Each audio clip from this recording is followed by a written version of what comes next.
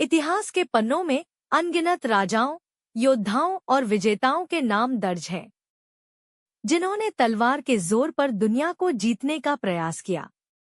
लेकिन भारत की पवित्र भूमि पर एक ऐसा महामानव अवतरित हुआ जिसने बिना किसी हथियार के केवल करुणा, सत्य और अहिंसा के बल पर न सिर्फ आर्यावर्त भारत को बल्कि समूचे विश्व की चेतना को बदलकर रख दिया। वह थे सिद्धार्थ, जो तप की अग्नि में तप कर गौतम बुद्ध बने। आज हम उस बुद्ध की बात करेंगे जिन्होंने जीवन भर चलायमान रहकर नंगे पांव मीलों चलकर मानवता को जगाया। लेकिन प्रकृति का नियम अटूट है, जो जन्मा है उसका अंत निश्चित है, चाहे वह साधारण मनुष्य हो या स्वयं तथागत। 80 वर्ष की आयु में जब उनका शरीर जी होने लगा, तब शुरू हुई वो अंतिम यात्रा जो इतिहास में महापरिनिर्वाण के नाम से जानी गई। यह कहानी उसी अंतिम सांझ की है जब ज्ञान का सूर्य सदा के लिए अस्त होने की तैयारी कर रहा था। समय का पहिया अपनी गति से चल रहा था। ईसा पूर्व 485 का समय था।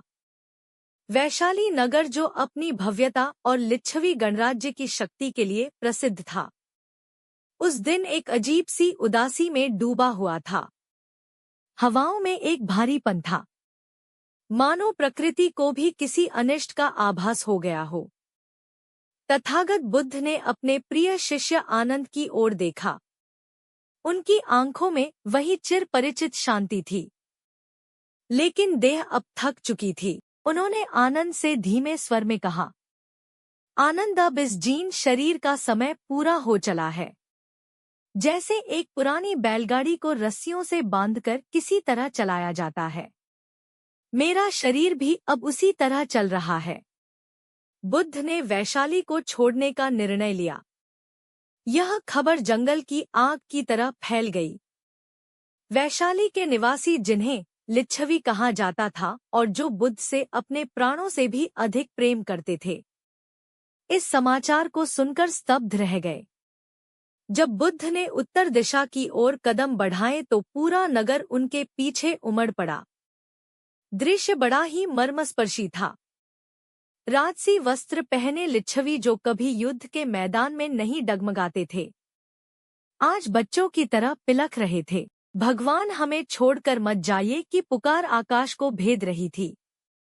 बुद्ध जानते थे कि मोह ही दुख का कारण है, लेकिन अपने भक्तों का यह प्रेम देख उनका हृदय भी करुणा से भर गया। उन्होंने नगर की सीमा पर रुककर एक बार पीछे मुड़कर वैशाली को देखा। बौद्ध ग्रंथों में इसे नागावलोक या हाथी की तरह पूरी तरह मुड़कर देखना कहा गया है। उन्होंने लिवियों को समझाया और बड़े स्नेह से उन्हें वापस लौटने की आज्ञा दी। भारी मन से सिसकते हुए लिच्छ वापस लौटे, लेकिन उनकी आत्मा मानो बुद्ध के साथ ही चल पड़ी थी। भोगवती से पावापुरी जीवन का अंतिम पड़ाव। वैशाली से निकलकर बुद्ध भोगवती नगर होते हुए पावापुरी पहुंचे। 80 वर्ष का वृद्ध शरीर, लेकिन संकल्प हिमालय जैसा अटल। उनके साथ भिक्षुओं का संग था और उनके छाया की तरह साथ रहने वाले उनके चचेरे भाई और प्रिय शिष्य आनंद। आनंद पिछले 25 वर्षों से तथागत की सेवा में हर पल 24 घंटे साईं की तरह तैनात रहते थे। पावा में बुद्ध चुंद नामक एक लोहार के आम्रवन में ठहरे। चुंद तथागत का परम भक्त था। जब उसे पता चला कि भगवान उसके उद्यान में पधारे हैं, तो उसकी खुशी का ठिकाना ना रहा। उसने अगले दिन बुद्ध और भिक्षु संघ को भोजन के लिए आमंत्रित किया। चुंद ने बड़ी श्रद्धा से भोजन पकाया। उसने सुकर, मतलब कुछ विद्वान इसे सुअर का मांस मानते हैं, तो कुछ इसे एक विशेष प्रकार की कुकुरमुत्ता या वनस्पति मानते हैं, नामक व्यंजन परोसा। बुद्ध, जो त्रिकालदर्शी थे, संभवत जानते थे कि यह भोजन उनके नश्वर शरीर के लिए घातक होगा। फिर भी भक्त की श्रद्धा का मान रखने के लिए उन्होंने वह भोजन ग्रहण किया। उन्होंने चुंद से कहा, यह व्यंजन केवल मुझे परोसो। शेष भिक्षुओं को अन्य भोजन दो और बचे हुए को जमीन में गाड़ दो। भोजन ग्रहण करते ही बुद्ध को भयानक पेचिश या रक्ता तसार हो गया। असहनीय पीड़ा हुई जैसी मृत्यु के समय होती है। लेकिन बुद्ध ने अपनी प्रबल इच्छा शक्ति और समाधि के बल पर उस दर्द को दबा लिया। उन्होंने मुख से एक आह तक नहीं निकाली। वे जानते थे कि कुशीनगर अभी दूर है और उन्हें वहीं अपना शरीर त्यागना है। मार्गदर्शन की व्याकुलता, भद्रक का विलाप। पीड़ा को सहन करते हुए बुद्ध कुशीनगर की ओर बढ़ रहे थे। रास्ते में एक स्थान पर उन्होंने विश्राम किया। संघ के कई भिक्षु उदास थे। उन्हें आभास हो चुका था कि उनका सूर्य अब अस्त होने वाला है। जातक कथाओं और बौद्ध साहित्य में एक बहुत ही भावुक प्रसंग आता है जो उस समय के शिष्यों की मनस्थिति को दर्शाता है। भद्रक नाम का एक शिष्य जो अभी पूरी तरह से वैरागी नहीं हुआ था और बुद्ध के प्रति गहरा भावनात्मक लगाव रखता था, कुटिया के बाहर बैठकर फूट फूट कर रोने लगा। बुद्ध जो भीतर विश्राम कर रहे थे ने रोने की आवाज सुनी। उन्होंने आनंद से पूछा, आनंद, यह कौन है जो इतने करुण स्वर में विलाप कर रहा है? आनंद, जिनका खुद का गला रुंधा हुआ था, बोले, भंते, यह भद्रक है। वह इस विचार से ही कांप रहा है कि आप देह त्यागने वाले हैं। वह आपके दर्शन के लिए व्याकुल है। भंते एक आदर सूचक शब्द है जिसका अर्थ है पूज्य या स्वामी। बुद्ध ने करुणा में भरकर कहा, उसे मेरे पास लाओ। भद्रक कुटिया के भीतर आया और बुद्ध के चरणों में गिर पड़ा। उसके आंसू तथागत के पैरों को धो रहे थे। बुद्ध ने अपना हाथ उसके सिर पर रखा और स्नेह से पूछा, वत्स, क्यों रोते हो? क्या तुम्हें नहीं पता कि जिसका संयोग हुआ है उसका वियोग निश्चित है? भद्रक ने सिसकते हुए कहा, भंते, जब आप नहीं होंगे तो इस घोर अंधकार में हमारा मार्गदर्शन कौन करेगा? हम तो अभी अज्ञानी हैं। आपके बिना हम सत्य को कैसे खोजेंगे? कौन हमें राह दिखाएगा? भद्रक का यह प्रश्न केवल उसका नहीं था, यह आने वाली सदियों की मानवता का प्रश्न था। भद्रक की बात सुनकर बुद्ध के चेहरे पर एक अलौकिक मुस्कान तैर गई। उन्होंने बड़े वात्सल्य से भद्रक के सिर पर हाथ फेरा और वह बात कही जो आज भी दुनिया के लिए सबसे बड़ा प्रकाश स्तंभ है। उन्होंने कहा, भद्रक, तुम बाहर प्रकाश क्यों खोज रहे हो? कोई दूसरा तुम्हें सत्य तक नहीं ले जा सकता, चाहे वह मैं ही क्यों ना हूं। मैं केवल मार्गदाता हूं, मोक्षदाता नहीं। तुम्हें उस मार्ग पर खुद चलना होगा। बुद्ध ने गंभीर स्वर में अपना अमर संदेश दिया। अपदी दीपो भव, अपना दीपक स्वयं बनो। उन्होंने समझाया, जो अज्ञानी लोग ज्ञान को तीर्थों, मंदिरों, पहाड़ों या गुफाओं में भटक कर खोजने का प्रयास करते हैं, उन्हें सिवाय निराशा के कुछ नहीं मिलता। सत्य तुम्हारे भीतर है। अपने मन, वचन और कर्म को एकनिष्ठ करो। साधना करो।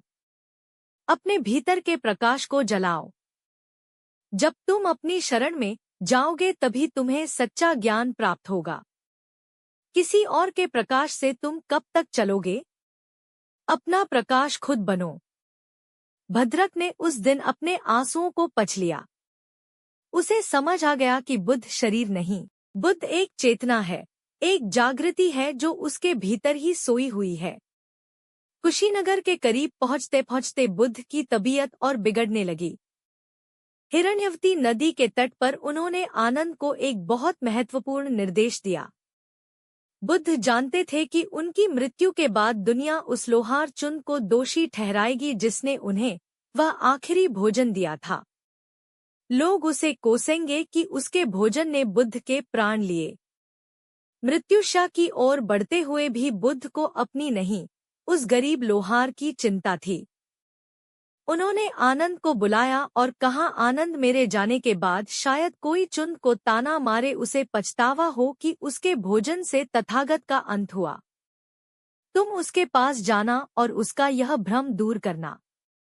उसे कहना कि तथागत ने कहा है कि जीवन में दो भोजन सबसे महत्वपूर्ण होते हैं। पहला वो जो सुजाता ने खिलाया था जिससे मुझे बुद्धत्व ज्ञान प्राप्त करने की शक्ति मिली, और दूसरा वो जो चुंद ने खिलाया जिससे मुझे परिनिर्वाण मोक्ष प्राप्त हो रहा है। उसका पुण्य बहुत महान है। सोचिए, जिस भोजन से उनकी मृत्यु हो रही थी उसे भी उन्होंने उस भक्त का सत्कर्म बताकर उसे अपराध बोध से मुक्त कर दिया। यह थी बुद्ध की असीम करुणा। अंततः बुद्ध कुशीनगर कुशावती पहुंचे। यह मल्ल राजाओं की राजधानी थी। हिरण्यवती नदी पार करके वे साल के वृक्षों के एक उपवन में आए। वहां साल के 2 विशाल वृक्ष एक दूसरे से सटे हुए खड़े थे, मानो वे तथागत के स्वागत के लिए ही सदियों से वहां प्रतीक्षा कर रहे हो। बुद्ध ने आनंद से कहा, आनंद, इन 2 साल वृक्षों के बीच मेरे लिए उत्तर दिशा की ओर सिर करके शैया तैयार करो। मैं थका हूँ और लेटना चाहता हूँ। आनंद ने रोते हुए शैया बिछाई।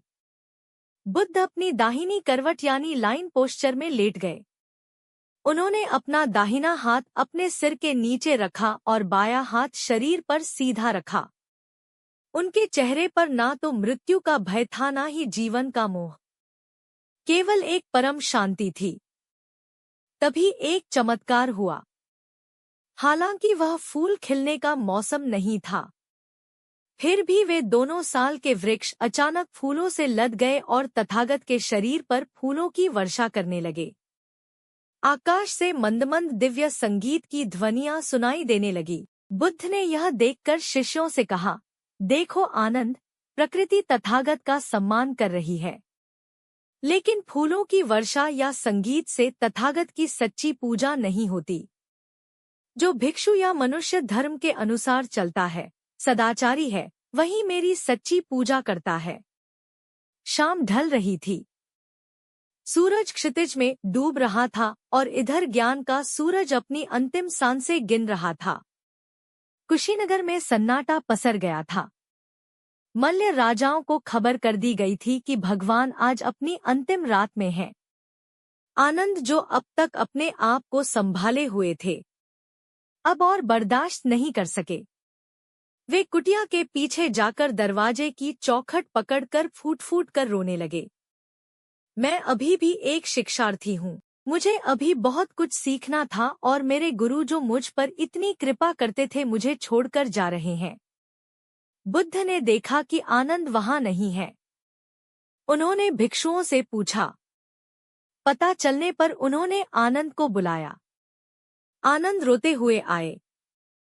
बुद्ध ने उन्हें सांत्वना दी। बस करो आनंद, मत रो। क्या मैंने पहले ही नहीं कहा था कि जो भी प्रिय है उससे एक दिन बिछड़ना पड़ेगा। तुमने बहुत प्रेम और सेवा की है। तुम महान पुण्य के भागी हो। प्रयत्न करो, तुम भी जल्द ही दुख से मुक्त हो जाओगे। रात गहरा रही थी। अंतिम पहर आने वाला था। बुद्ध ने अपनी अंतिम इच्छा जाहिर की कि उनके जाने के बाद उनके अवशेषों का क्या किया जाए और भविष्य में उनके अनुयायी किन स्थानों को तीर्थ माने। लुम्बिनी, जन्म, बोधगया, ज्ञान, सारनाथ, प्रथम उपदेश और कुशीनगर निर्वाण, यह 4 धाम तय हुए। लेकिन कहानी अभी खत्म नहीं हुई थी। शरीर त्यागने से ठीक पहले एक आखिरी संशय, एक आखिरी प्रश्न और अवशेषों के लिए होने वाला महायुद्ध अभी बाकी था। 84,000 स्तूपों के निर्माण का रहस्य और सदियों बाद राख के ढेर से इस इतिहास का पुनर्जीवित होना, यह सब अभी भविष्य के गर्भ में था। कुशीनगर के उपवतन साल 1 में सन्नाटा बसरा था। रात्रि का अंतिम पहर शुरू हो चुका था। बुद्ध अत्यंत कमजोर थे। उनकी आवाज धीमी हो चुकी थी, लेकिन चेतना अभी भी पूर्ण जागृत थी। उसी समय सुभद्र नाम का एक 120 वर्षीय परिव्राजक यानी सन्यासी वहां पहुंचा। उसने सुन रखा था कि श्रमण गौतम आज रात निर्वाण प्राप्त करने वाले हैं। उसके मन में कुछ गहरे दार्शनिक प्रश्न थे जिनका उत्तर उसे अब तक कोई नहीं दे पाया था। उसने आनंद से आग्रह किया, आनंद, मुझे एक बार तथागत से मिलने दो। मेरे मन में एक संशय है। यदि आज मैंने नहीं पूछा तो जीवन भर पछताऊंगा। आनंद ने उसे रोका। मित्र सुभद्र, तथागत बहुत थक चुके हैं। उन्हें और कष्ट मत दो। सुभद्र ने बार बार विनती की और आनंद ने बार बार मना किया। तंबू के भीतर लेटे बुद्ध ने यह संवाद सुन लिया। करुणा के सागर ने अपनी मृत्यु के द्वार पर खड़े होकर भी एक जिज्ञासु को निराश नहीं किया। उन्होंने आनंद को आवाज दी, आनंद, सुभद्र को मत रोको, उसे आने दो। वह ज्ञान की प्यास लेकर आया है, मुझे कष्ट देने नहीं। सुभद्र भीतर गया। उसने बुद्ध से अपने प्रश्न पूछे। बुद्ध ने उसे संक्षेप में लेकिन सारगर्भित उत्तर दिया और उसे आर्य अष्टांगिक मार्ग समझाया। बुद्ध के वचनों से सुभद्र का संशय उसी क्षण मिट गया। उसने तुरंत बुद्ध की शरण ली। वहां बुद्ध के जीवन काल में दीक्षित होने वाला अंतिम शिष्य बना। बुद्ध के अंतिम शब्द अप्पा मादेन संपादित। अब विदाई का समय आ गया था। बुद्ध ने भिक्षुओं के संग की ओर देखा। हजारों भिक्षु, मल्ल राजा और सामान्य जन आंसुओं में डूबे थे। बुद्ध ने क्षीण स्वर में पूछा, भिक्षुओं, यदि किसी के मन में बुद्ध, धर्म या संघ को लेकर कोई भी शंका हो तो अभी पूछ लो। बाद में यह मत कहना कि शास्ता, गुरु हमारे सामने थे और हम पूछ ना सके। वहां पूर्ण निस्तब्धता छा गई। किसी ने कुछ नहीं पूछा। शायद अब कोई प्रश्न बचा ही नहीं था। केवल वेदना बची थी।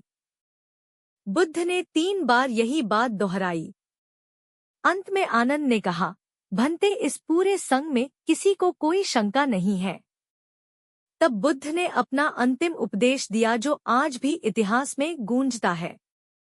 उन्होंने पाली भाषा में कहा, वह धम्मा संघारा अप्पा मादेन संपादित, अर्थात सभी संस्कार और वस्तुएं नाशवान है। आलस्य छोड़कर अपने लक्ष्य मोक्ष के लिए निरंतर प्रयत्न करो। यह उनके होठों से निकले आखिरी शब्द थे। इसके बाद उन्होंने आंखें मूंद ली। वे प्रथम ध्यान में गए, फिर दूसरे, तीसरे और चौथे ध्यान की अवस्थाओं को पार करते हुए संज्ञा वेदित निरोध की अवस्था में पहुंचे और फिर उसी शांति के साथ महामानव का महापरिनिर्वाण हुआ। कहा जाता है कि उस क्षण धरती कांप उठी थी। बिना बादलों के बिजली कड़की। ब्रह्मा और इंद्र जैसे देवताओं ने भी शोक मनाया। जो दीपक 45 वर्षों से अज्ञानता के अंधेरे को चीर रहा था, वह शांत हो गया था। मल्लों का शोक और महाकश्यप का इंतजार। सुबह होते ही यह खबर आग की तरह फैल गई। कुशीनगर के मल्ल अपनी छाती पीटकर रोने लगे। वे अपने बालों को नोचते और कहते, बहुत जल्दी चले गए भगवान। दुनिया की आंख फूट गई। मल्लों ने बुद्ध के शरीर को राजसी सम्मान दिया। 6 दिनों तक संगीत, नृत्य और फूलों से उनके नश्वर शरीर की पूजा की गई। 7वें दिन उन्होंने शरीर को मुकुट बंधन चैत्य कुशीनगर का एक पवित्र स्थान पर ले जाकर चिता पर रखा। लेकिन एक विचित्र घटना हुई। चिता में आग नहीं लग पा रही थी। तब अनुरुद्ध बुद्ध के एक प्रमुख शिष्य ने बताया कि देवताओं की इच्छा है कि जब तक बुद्ध के सबसे वरिष्ठ शिष्यों में से एक महाकश्यप नहीं आ जाते, अंतिम संस्कार नहीं होगा। महाकश्यप 500 भिक्षुओं के साथ पावा से कुशीनगर के रास्ते में थे। जब महाकश्यप पहुंचे तो उन्होंने चिता की 3 बार परिक्रमा की और बुद्ध के चरणों में सिर रखकर नमन किया। बौद्ध ग्रंथों के अनुसार जैसे ही उन्होंने नमन किया, चिता अपने आप प्रज्वलित हो उठी। बुद्ध ने जीवन भर शांति और त्याग का पाठ पढ़ाया। लेकिन उनकी मृत्यु के बाद एक अजीब विडंबना खड़ी हो गई। जब शरीर जल गया तो पीछे बची अस्थियों और अवशेष, और इन्हीं अवशेषों के लिए खून खराबी की नौबत आ गई। कुशीनगर के मल्ल राजाओं ने कहा, भगवान ने हमारे क्षेत्र में प्राण त्यागे हैं, इसीलिए इन अवशेषों पर सिर्फ हमारा अधिकार है। लेकिन यह खबर पड़ोसी राज्यों तक पहुंच चुकी थी। 7 अन्य शक्तिशाली गुट अपनी सेनाएं लेकर कुशीनगर की सीमा पर आ डटे। वे थे नंबर 1 मगध के राजा अजातशत्रु, नंबर 2 वैशाली के लिए छवि, नंबर 3 कपिलवस्तु के शाक्य, नंबर 4 अलकप की बुली। नंबर 5 रामग्राम के कोलिया, नंबर 6 वेठद्वीप के ब्राह्मण, नंबर 7 बाबा के मल। स्थिति यह हो गई कि जिस महापुरुष ने कहा था सब कुछ छोड़ दो उनकी हड्डियों के लिए, राजा तलवारें खींचकर खड़े थे। एक भयानक युद्ध होने ही वाला था। तभी द्रोण नामक एक बुद्धिमान ब्राह्मण आगे आए। वे वहां मौजूद राजाओं के गुरु तुल्य थे। वे एक ऊंचे टीले पर चढ़े और गरज कर बोले, रुको, शर्म करो, हमारे भगवान क्षमा और शांति की मूर्ति थे। उनके अवशेषों के लिए एक दूसरे का खून बहाना उनके उपदेशों का सबसे बड़ा अपमान है। तलवारें मान में रखो। द्रोण की बातों का असर हुआ। राजाओं का क्रोध शांत हुआ। सभी ने निर्णय लिया कि द्रोण ही न्याय करेंगे। द्रोण ने एक मिट्टी के घड़े कुंभ से अवशेषों को बराबर 8 हिस्सों में बांटा और 8 राजाओं को सौंप दिया। अस्थि अवशेष 8 राजाओं को मिले। कुंभ घड़ा द्रोण ने अपने पास रखा जिससे नापा गया था। अंगार, कोयला या राख पिपली वन के मोरियों को मिला जो देर से पहुंचे थे। इस प्रकार कुल 10 स्तूप बनाए गए, 8 हस्तियों पर, एक घड़े पर और एक अंगार पर। इन सभी राजाओं ने अपने अपने राज्यों में ले जाकर उन अवशेषों पर विशाल स्तूप बनवाए और उनकी पूजा शुरू की। सम्राट अशोक और 84,000 स्तूप। समय बीता। लगभग 200 साल बाद मगध की गद्दी पर एक ऐसा राजा बैठा जिसने युद्ध की विभीषिका देखकर तलवार त्याग दी। वो था सम्राट अशोक। 269 से 232 ईसा पूर्व। अशोक ने बौद्ध धर्म स्वीकार करने के बाद सोचा कि बुद्ध के अवशेष केवल 8 जगहों पर बंद पड़े हैं। इससे जन कल्याण नहीं हो रहा। उसने रामग्राम के स्तूप, जिसकी रक्षा नागवंशी कर रहे थे, को छोड़कर बाकी 7 मूल स्तूपों को खुदवाया। वहां से अस्थियां निकाली। अशोक ने प्रण लिया कि वह बुद्ध के कण-कण को पूरे जम्बू द्वीप, भारतवर्ष और उससे आगे में फैलाएगा। बौद्ध ग्रंथों के अनुसार अशोक ने इन अवशेषों को 84,000 भागों में बांटा और पूरे साम्राज्य में 84,000 स्तूप बनवाकर उनमें स्थापित किया। यही कारण है कि आज अफगानिस्तान से लेकर श्रीलंका तक हमें प्राचीन स्तूपों के खंडहर मिलते हैं। सांची का स्तूप और सारनाथ का स्तूप इसी श्रृंखला की देन है। विस्मृति के गर्त में कुशीनगर और पुनर्खोज समय हमेशा एक जैसा नहीं रहता।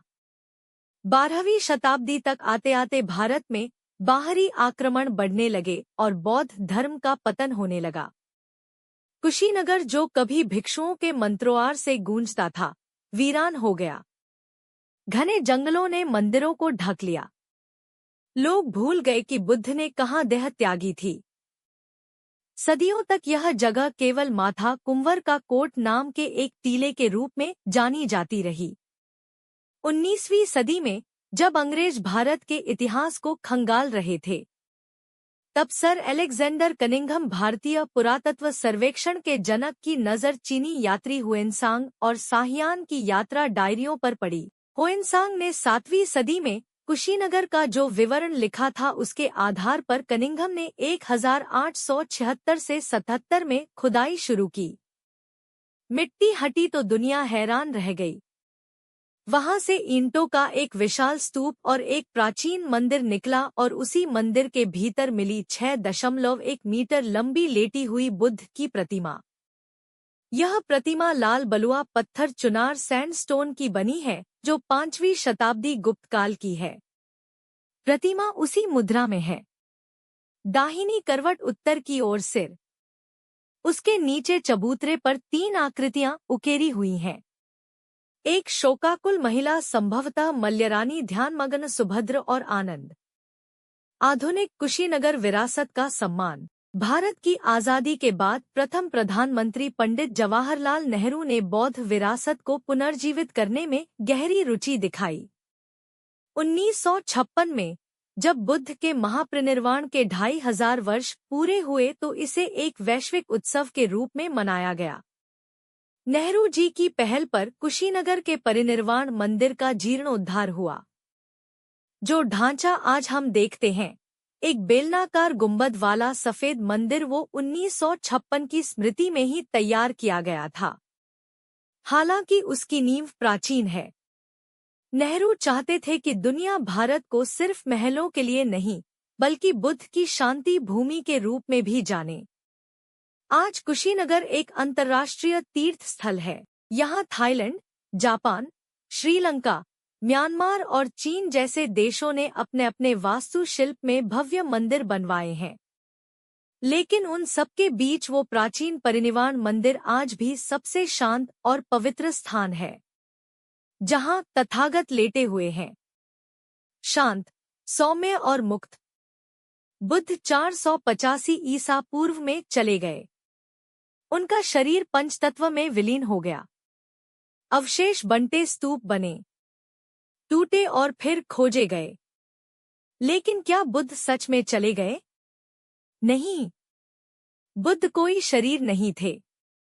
बुद्ध एक विचार थे, एक चेतना थे। जब तक दुनिया में कोई भी व्यक्ति करुणा से किसी का आंसू बोझता है, बुद्ध जीवित है।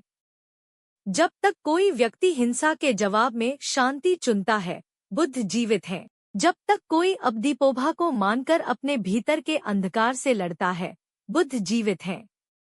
कुशीनगर की मिट्टी आज भी हमें यही याद दिलाती है कि साम्राज्य मिट जाते हैं, राजा बिसरा दिए जाते हैं, लेकिन जिसने मानव कल्याण के लिए अपना सर्वस्व त्याग दिया, वह मृत्यु के बाद भी अमर रहता है। बुद्ध का अंतिम संदेश आज भी हमारे कानों में गूंजना चाहिए। अपना दीपक स्वयं बनो और निरंतर प्रयास करो। तो दोस्तों, यह थी तथागत बुद्ध के महापरिनिर्वाण की वह कहानी जो इतिहास के पन्नों में सुनहरे अक्षरों में दर्ज है। बुद्ध चले गए, लेकिन उनका वह अंतिम वाक्य अपदी दीपो भव यानी अपना दीपक स्वयं बनो, आज भी हमारे लिए एक मशाल की तरह है। जीवन में जब भी आप अकेला महसूस करें, तो याद रखिएगा कि प्रकाश बाहर में ही आपके भीतर ही है। अगर बुद्ध की इस अंतिम यात्रा ने आपके दिल को भी छू लिया है, तो इस वीडियो को लाइक जरूर करें और इसे अपने दोस्तों के साथ शेयर करें, ताकि यह अनमोल इतिहास सब तक पहुंच सके। बुद्ध के जीवन की कौन सी बात आपको सबसे ज्यादा प्रेरित करती है? हमें कमेंट में लिखकर जरूर बताएं। ऐसी ही और ऐतिहासिक और अनकही कहानियों के लिए हमारे चैनल को सब्सक्राइब करना ना भूलें। जल्द मिलेंगे एक नई कहानी के साथ। तब तक के लिए अपना दीपक स्वयं बने। नमो बुद्धाय।